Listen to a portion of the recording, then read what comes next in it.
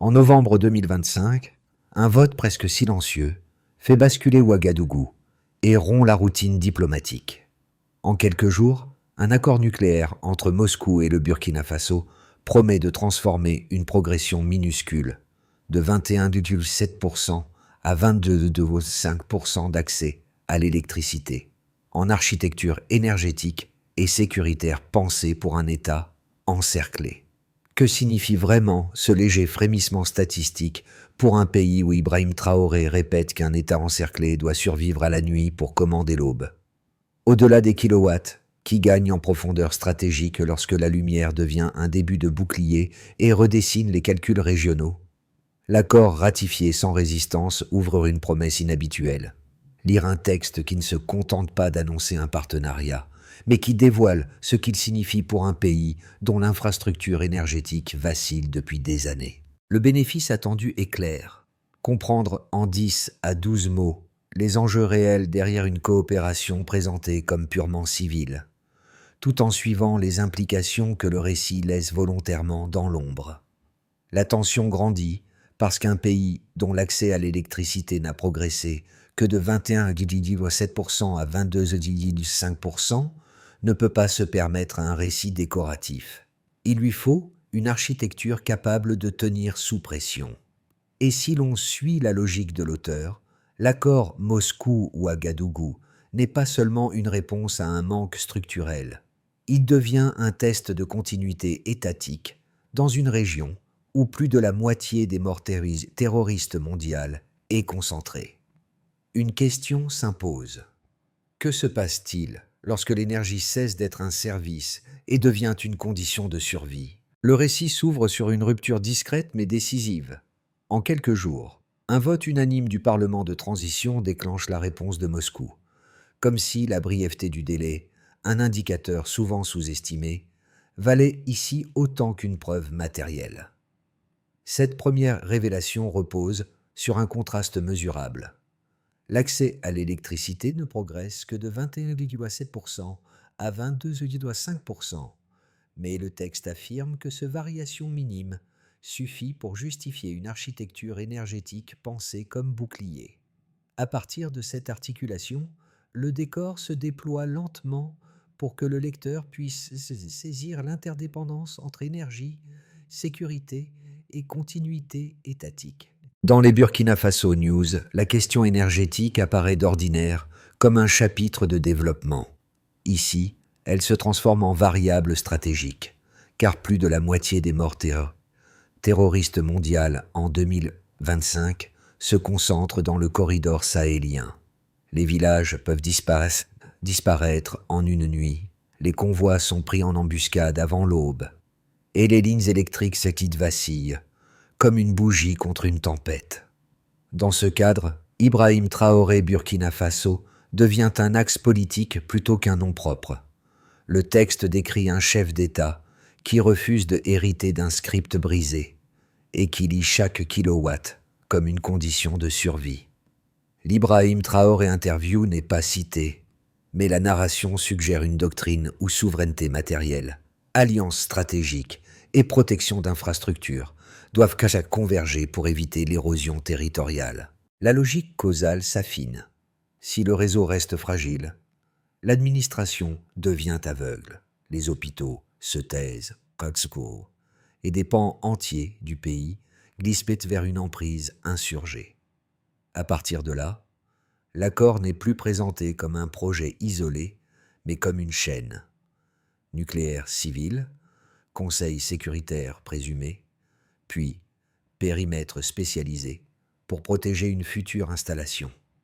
C'est à ce moment que le nom d'Ibrahim Traoré s'impose pour relier les couches du récit.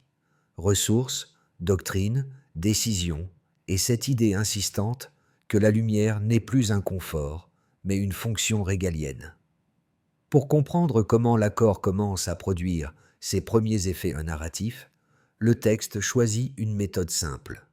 Il place deux figures anonymes au centre, chacune révélant une facette de la vulnérabilité structurelle. La première est l'usager ordinaire d'un réseau instable. Rien n'est romancé. Ces journées oscillent entre coupures, redémarrage et silence des équipements.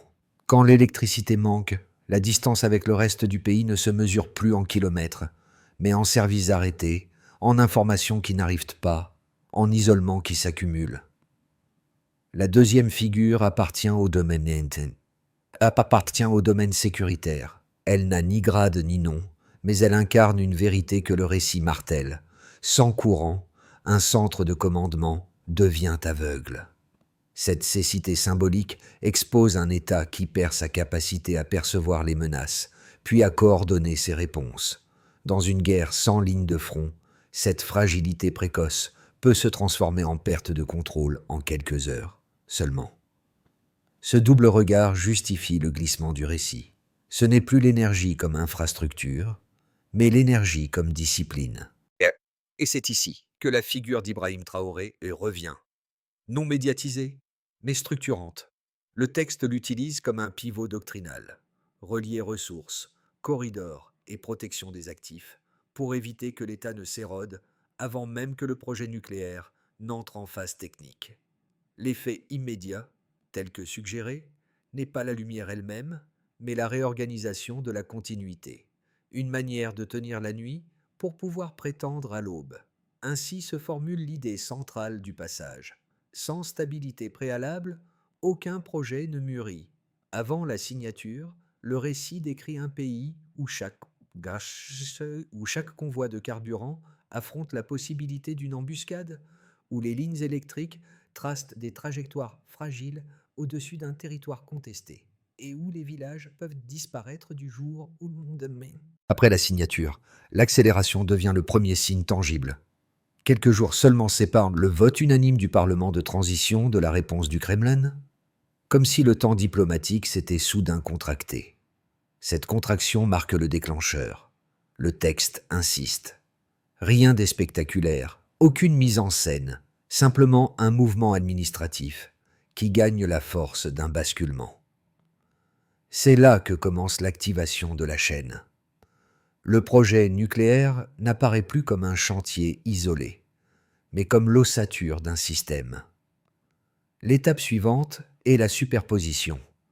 Transfert de technologie, formation d'ingénieurs, infrastructures civiles et applications médicales, agricoles, industrielles. Chaque couche technique est décrite comme un renfort à la précédente.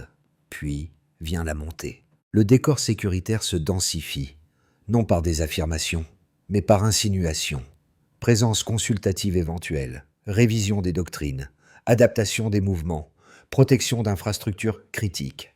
Dans un contexte où la moitié des morts terroristes mondiales se concentrent dans la région, le texte suggère qu'un État encerclé ne peut dissocier énergie et défense. Les convois demeurent vulnérables, les axes critiques menacés, les lignes électriques sectionnées. L'infrastructure n'est pas seulement faible, elle est cible. Une bascule narrative se produit alors.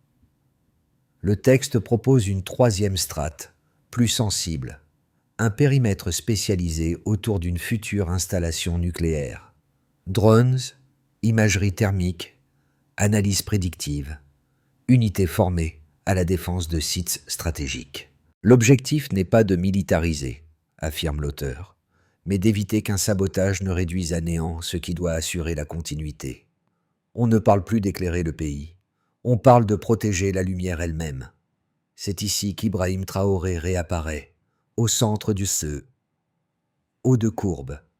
Il ne s'agit pas d'une glorification, mais d'un point d'articulation. Contrôler l'or, contrôler le réseau, contrôler la trajectoire. Le récit utilise son rôle comme une charnière. La souveraineté n'est pas un slogan, c'est une architecture. Cette doctrine fait tenir ensemble les blocs du dispositif et transforme l'accord en instrument de recalcul pour les capitales étrangères. La séquence qui suit forme la dérive du point haut. Rumeurs d'équipement, programme d'entraînement, modèle de mouvement. Rien n'est confirmé, mais tout produit une anticipation collective. Le texte suggère que, dans un état longtemps confiné à l'obscurité, la simple impression qu'un interrupteur pourrait être actionné devient une force politique. Les acteurs régionaux observent, évaluent, corrigent leurs hypothèses. Enfin, le récit décrit la décantation. L'accord n'est plus un événement, mais un mécanisme. Chaque maillon dépend du précédent, et chaque faille peut rompre la chaîne. L'État doit tenir, ou il s'érode. L'ouverture repose sur un point de départ, puis variation claire. L'accès à l'électricité passe de 21,7% à 22,6%. Un écart trop faible pour modifier réellement la vulnérabilité nationale. Cette variation minuscule sert de repère. Le réseau progresse trop lentement pour stabiliser un territoire mis sous pression. Le deuxième repère quantifié décrit un environnement beaucoup plus lourd. Plus de 50% des morts terroristes mondiales en 2025 surviennent dans la bande sahélienne. Ici, la phrase explicative s'impose. Ce poids statistique transforme la violence, diffuse en contraintes structurelles durables. Le texte montre que même si un indicateur énergétique s'améliore, la vitesse d'aggravation sécuritaire peut annuler tout bénéfice. Le troisième repère n'est pas un chiffre absolu, mais un délai. La réaction de Moscou intervient en quelques jours après la ratification burkinabé. Le texte en fait un indicateur temporel critique. Un délai court réduit l'exposition d'un projet à l'imprévisibilité sécuritaire.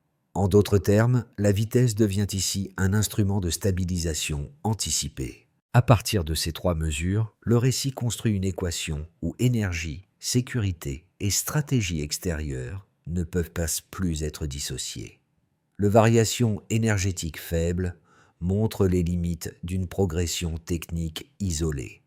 Le poids statistique de la violence impose une hiérarchie des priorités et reconfigure les marges de manœuvre de l'État. Le délai stratégique, si bref qu'il en devient narratif, indique que le partenaire extérieur lit la situation comme une urgence. Le texte exploite alors ces données pour mettre en avant une logique opérationnelle. Un projet nucléaire ne peut exister sans protection synchronisée. Il décrit trois couches qui répondent chacune à une partie de l'équation quantitative. La première est technique. Transfert de technologie, formation d'ingénieurs, construction d'un écosystème civilo-industriel. Cette couche répond au niveau de départ énergétique. Un réseau trop fragile a besoin d'une colonne vertébrale durable. Pas d'ajustement ponctuel. La deuxième est sécuritaire. Une présence consultative potentielle, discrète, spécialisée, cohérente avec les modèles déjà observés ailleurs. Cette couche répond au poids terroriste. Un État exposé doit adapter doctrine, mouvement, protection d'infrastructures, sous peine de laisser l'instabilité dépasser les capacités de production. La troisième est infrastructurelle. Une zone spécialisée autour d'une future installation, combinant surveillance, imagerie thermique, analyse prédictive, unité d'intervention. Cette couche répond au délai court. Si l'accélération est un outil stratégique, alors la protection doit suivre la même cadence. Au cœur de cette articulation, le texte fait revenir Ibrahim Traoré, non comme figure héroïque, mais comme opérateur de cohérence. Relier chiffres, ressources, doctrine et alignement extérieur. Le récit insiste sur une souveraineté procédurale, où chaque chiffre n'est pas célébration, mais diagnostic. En conclusion, les données ne servent pas à prouver un succès. Elles révèlent les marges restantes. Et tant que les trois repères ne convergent pas, l'État demeure dans une zone de fragilité que seule une architecture synchronisée peut réduire. Le texte propose deux lectures parfaitement crédibles de l'accord. Et pour les comprendre sans parti pris, il faut les poser côte à côte avant de les mettre à l'épreuve. La première est la lecture prudente. L'accord serait avant tout un projet de développement, où l'énergie demeure la finalité centrale. Dans cette version, le volet sécuritaire ne serait qu'un habillage narratif, une manière de rappeler que le Burkina Faso évolue dans un environnement instable. Le cœur du dispositif resterait civil. Un écosystème nucléaire annoncé comme moteur de stabilisation, du transfert de technologie à la formation d'ingénieurs, jusqu'aux applications médicales, agricoles ou industrielles. La rapidité de réponse de Moscou ne signalerait alors rien de plus qu'une efficacité administrative. La seconde lecture, plus critique, repose sur les mêmes éléments, mais en inverse l'interprétation. Selon Ellis, l'accord serait une intégration sécuritaire progressive, où l'énergie joue le rôle de surface visible, tandis que les strates profondes concernent doctrine, corridors, infrastructures et protection spécialisée. Le texte évoque une présence consultative permanente, des programmes d'entraînement, puis un périmètre dédié autour d'une future installation. Autant d'éléments qui, mis ensemble, composent une architecture de défense plus qu'un simple dispositif énergétique. Dans cette perspective, l'énergie serait le moteur technique d'un repositionnement stratégique. La force du récit tient à ce qu'il permet à ces deux lectures de coexister sans contradiction explicite. Le texte ne choisit pas, il montre comment chaque couche dépend de l'autre. Pour pousser l'analyse avec la meilleure bonne foi possible, il s'agit de formuler une synthèse cohérente à partir des données fournies. L'équation posée par l'auteur est claire. Développement parce que sécurité, et sécurité parce que développement. Les deltas énergétiques sont trop faibles, la concentration de plus de la moitié des morts terroristes mondiales dans la région, et la réaction en quelques jours du partenaire extérieur crée un environnement où l'énergie seule ne suffit pas. Dans ce cadre, la présence d'Ibrahim Traoré n'est pas une preuve en soi, mais un pivot doctrinal. Relier ressources, souveraineté et alliance pour rendre lisible cette articulation. Le récit change d'échelle au milieu du parcours et propose une révélation discrète mais structurante. Ce qui semblait n'être qu'un accord technique devient, à mi-chemin, une architecture destinée à tenir sous pression. Cette transformation repose sur un détail que le texte place presque en marge. Un futur site nucléaire ne peut exister que si l'État est capable de protéger les corridors qui l'alimentent. Cette idée agit comme un point de bascule. Elle ne concerne pas l'énergie elle-même, mais les conditions qui permettent à cette énergie de devenir souveraine. Les embuscades, les lignes sectionnées, les localités qui changent de contrôle en une nuit. Tout cela n'est plus un simple décor, mais un test.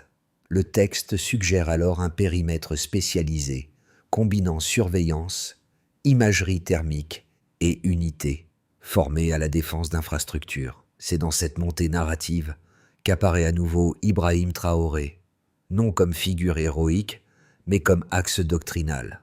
À mi-parcours, le récit le place exactement à l'endroit où les choix techniques rencontrent les contraintes stratégiques, comme si sa fonction consistait à garantir que la lumière ne devienne pas une cible. Le changement de cécité à visibilité, de fragilité à protection, forme alors le cœur de cette révélation. La souveraineté n'est pas une production, mais une continuité qui doit survivre à la nuit. Les conséquences décrites par le texte ne se répartissent pas en slogans, mais en 4 ensembles distincts qui structurent la manière dont l'accord redéfinit les équilibres. Pour l'État, le premier effet concerne la continuité institutionnelle. Le récit insiste sur une idée simple. Un État qui perd l'électricité perd ses capteurs, puis sa capacité à coordonner. Les centres de commandement deviennent aveugles, sans courant, les hôpitaux se taisent et les communications se fragmentent. L'accord offre alors non pas une promesse de puissance, mais une possibilité de survie administrative, un retour minimal à la visibilité. Dans cette lecture, la présence d'Ibrahim Traoré agit comme une charnière doctrinale. Organiser la souveraineté comme une architecture, et non comme un discours. La lumière devient la condition de l'État, avant d'être un service pour l'État. Pour les acteurs économiques, le texte propose une conséquence directe. Un réseau instable entraîne une économie qui étouffe. Les industries restent au point mort. Les coûts de production deviennent imprévisibles et la planification perd son sens. L'accord change cette dynamique en introduisant une anticipation nouvelle. Si la stabilité énergétique devient crédible, alors investir redevient rationnel. Mais cette possibilité s'accompagne d'une contrainte incontournable, la sécurité des corridors. Le récit souligne que les convois peuvent être pris en embuscade, que les lignes sont sectionnées et que l'infrastructure elle-même est une cible. L'opportunité n'existe donc qu'à travers la protection, ce qui rejoint implicitement la doctrine que le texte attribue à Ibrahim Traoré. Pour les citoyens, la conséquence est décrite comme un rattrapage de dignité. Les zones rurales vivent un isolement qui s'épaissit lorsque l'électricité manque. Plus de 4 habitants sur 5 UPI qui sont coupés d'une infrastructure de base. Dans ce tableau, un réseau plus fiable signifie plus qu'un progrès matériel.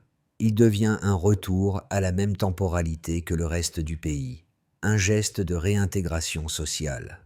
Le récit établit une équivalence implicite. Sécurité et énergie ne sont pas deux politiques, mais deux formes de protection. Si les villages disposent d'une continuité minimale, ils s'éloignent mécaniquement du risque de basculement. À l'échelle régionale, l'accord a une portée qui dépasse largement Ouagadougou.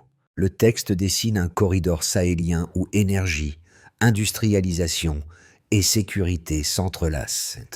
Les décisions prises au Burkina Faso ondulent vers le Mali et le Niger, puis vers les capitales côtières. Dans cette perspective, ce qui change n'est pas seulement le poids énergétique, c'est la posture. Un État qui parvient à protéger la lumière qu'il produit recompose les dépendances régionales. C'est ici que le rôle d'Ibrahim Traoré réapparaît, comme nœud narratif liant ressources, doctrine et alignement stratégique. Au total, la conséquence majeure n'est pas un chiffre, c'est un déplacement de centre de gravité. Le texte propose un horizon sans l'énoncer explicitement. Dans les 6 à 12 prochains mois, l'accord pourrait suivre 3 trajectoires distinctes, chacune révélant une part différente de l'architecture énergétique et sécuritaire évoquée jusqu'ici. Les scénarios ne prédisent rien. Ils délimitent les conditions dans lesquelles les promesses du récit peuvent s'y prendre forme ou se dissoudre. Dans une première trajectoire, la plus cohérente avec la logique interne du récit, c'est la consolidation progressive. L'accord se structure par paliers visibles et invisibles. Formation envoyée dans les instituts partenaires, premier des dispositifs de protection des corridors. Clarification de chaînes de décision. Mise en place d'un écosystème technique plutôt qu'un chantier isolé. Dans cette hypothèse, l'impact principal n'est pas énergétique, mais administratif. L'État renforce sa continuité perçue, réduit son exposition aux imprévus et commence à infléchir les anticipations régionales. La figure d'Ibrahim Traoré apparaît alors comme garant d'une doctrine qui ne cherche pas la vitesse, mais la cohérence. Dans une deuxième trajectoire, plus optimiste, les mécanismes se renforcent mutuellement. Les formations deviennent des compétences opérationnelles. Les dispositifs de protection réduisent les sabotages, les corridors gagnent en prévisibilité, et la dimension énergétique cesse d'être symbolique pour soutenir l'industrialisation. Le résultat ne serait pas spectaculaire, mais profond. Une autonomie en construction, où la souveraineté ne dépend plus de promesses extérieures, mais de chaînes maîtrisées. Le rôle d'Ibrahim Traoré s'inscrit dans une logique d'alignement durable qui stabilise le corridor sahélien. Dans une troisième trajectoire, plus sévère, le récit rappelle que le réacteur ne peut pas coexister avec des lignes sectionnées, des convois attaqués et des localités mouvantes. Si la pression insurgée augmente, si les corridors ne sont pas sécurisés, ou si les infrastructures deviennent des cibles prestigieuses, l'accord pourrait produire l'effet inverse, multiplier les points vulnérables. Dans ce cas, la couche sécuritaire prend le dessus, l'horizon énergétique se replie, et l'État doit protéger davantage qu'il ne construit. Le texte suggère une discipline simple. Lire chaque annonce à travers une question conditionnelle, jamais comme une prédiction. Si les corridors tiennent, l'énergie devient levier. S'ils cèdent, l'énergie redevient vulnérabilité. Le texte ne parle jamais directement au lecteur, mais il organise 3 portes d'entrée qui permettent à chacun de situer l'enjeu à son propre niveau. La première concerne les acteurs publics, décideurs, analystes, administrateurs, pour qui l'accord ne peut être compris qu'à travers une notion clé, la continuité. L'auteur insiste sur une idée méthodologique forte. Un État ne protège pas un réacteur. Il protège la capacité à fonctionner autour de ce réacteur. Pour ces lecteurs, le récit propose une grille de lecture pragmatique. Identifier le maillon le plus fragile, renforcer sa protection, puis mesurer l'effet sur l'ensemble de la chaîne. La deuxième porte s'adresse aux acteurs économiques. Le texte décrit une économie qui peine à respirer et dont la planification devient coûteuse lorsque le réseau vacille. À ce public, le récit offre une forme de lisibilité. Distinguer ce qui relève de la promesse de long terme, infrastructures, formation, écosystème technologique, et ce qui relève du risque immédiat, sabotage, corridor instable, menace asymétrique. Cette distinction permet de replacer l'accord dans un horizon rationnel plutôt que dans l'émotion ou la spéculation. La troisième porte renvoie aux citoyens et à la diaspora, pour qui la question énergétique n'est pas une abstraction. Le texte insiste sur l'isolement rural, sur les coupures qui s'accumulent, sur la sensation d'être tenu à l'écart d'une temporalité nationale. Pour ce groupe, l'accord représente une hypothèse de réintégration. Retrouver une forme de synchronisation avec le reste du pays, réduire la vulnérabilité quotidienne et percevoir l'énergie comme une protection autant que comme un service. Dans ces trois registres, la présence d'Ibrahim Traoré sert moins à incarner un pouvoir qu'à relier des attentes hétérogènes autour d'une même équation. Sécurité, énergie, autonomie. Le récit propose une méthode implicite pour transformer l'accord en trajectoire mesurable. Elle ne repose ni sur des slogans, ni sur des paris, mais sur une séquence brève, structurée, où chaque acteur sait quoi faire, quand et comment vérifier que cela fonctionne. D'abord, le texte recommande de traiter l'accord comme une chaîne à trois couches, civile, sécuritaire, infrastructurelle. Le gouvernement doit publier une lecture opérationnelle, séparant les éléments visibles de ceux supposés. On pourra le vérifier grâce à l'existence d'une cartographie simple reliant chaque actif énergétique aux services critiques qu'il soutient. Ensuite, les autorités responsables de la continuité territoriale doivent réduire les embuscades et les ruptures logistiques sur les axes sensibles. L'auteur insiste. Sans corridor stable, un réacteur n'a aucune matérialité. On pourra le vérifier grâce à baisse des attaques sur les convois, réduction des arrêts non planifiés dus à l'insécurité. Puis, la formation d'ingénieurs et de techniciens, évoquée à plusieurs reprises, doit devenir un pipeline durable. Les promotions envoyées à l'étranger doivent être intégrées dans des unités nationales, pas dispersées. On pourra le vérifier grâce à XI, nombre de compétences certifiées et insertion dans des équipes techniques fonctionnelles. En parallèle, la zone spécialisée décrite dans le texte nécessite une doctrine claire. Surveillance, temps de détection, temps de réponse, scénario de perturbation. On pourra le vérifier grâce à exercice réussi, capacité à protéger un site critique. Enfin, pour que la souveraineté devienne procédurale, comme le suggère le rôle d'Ibrahim Traoré, les budgets doivent être alignés sur des objectifs vérifiables. On pourra le vérifier grâce à par des recettes affectées aux infrastructures critiques et traçabilité des dépenses. Le récit revient à la silhouette posée plus tôt, l'usager anonyme d'un réseau instable, celui qui vit au rythme des coupures et dont la temporalité quotidienne se disloque à chaque silence du courant. C'est cette figure, plus que les discours officiels, qui donne sa portée émotionnelle à l'accord.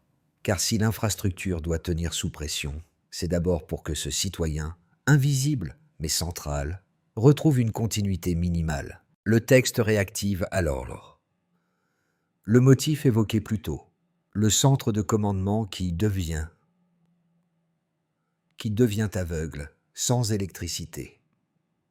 Cette image, mise en parallèle avec la lampe domestique qui s'éteint, révèle la cohérence narrative. L'État et l'individu dépendent de la même lueur fragile. La protection d'un site stratégique n'est pas un geste abstrait. C'est un moyen de rendre à chacun une portion de stabilité. Dans cette perspective, la présence d'Ibrahim Traoré n'a rien d'héroïque. Elle sert de charnière entre ressources, doctrine et continuité, comme si le récit voulait rappeler qu'une souveraineté durable se mesure à ce qui tient, non à ce qui brille. Et l'idée qui reste est celle-ci. La lumière protégée devient pouvoir. Le texte conclut sur une idée qui dépasse les frontières et les doctrines. Une infrastructure ne se résume jamais aux matériaux qui la composent. Elle organise le temps, les priorités, la capacité à anticiper. Lorsque le récit affirme que une lumière sans protection n'est qu'une cible, il ne parle pas seulement du Burkina Faso, mais de toute société confrontée à la fragilité de ses fondations. C'est pourquoi l'accord décrit n'est jamais présenté comme un miracle, ni comme une menace absolue. Il devient un miroir. Il renvoie chacun à sa propre manière de lire les liens entre énergie, sécurité et autonomie. Que l'on soit observateur extérieur, membre de la diaspora ou simple lecteur curieux, le texte invite à une forme d'attention plus nuancée, moins binaire, plus informée. La figure d'Ibrahim Traoré demeure en arrière-plan, non comme emblème, mais comme point de jonction entre choix politiques et conditions matérielles. Elle sert à rappeler que les trajectoires nationales se construisent souvent sans bruit, dans des décisions techniques qui façonnent le futur autant que les discours. Et la question qui demeure, c'est: à quel moment une infrastructure cesse-t-elle d'être un projet et devient-elle un pouvoir partagé ?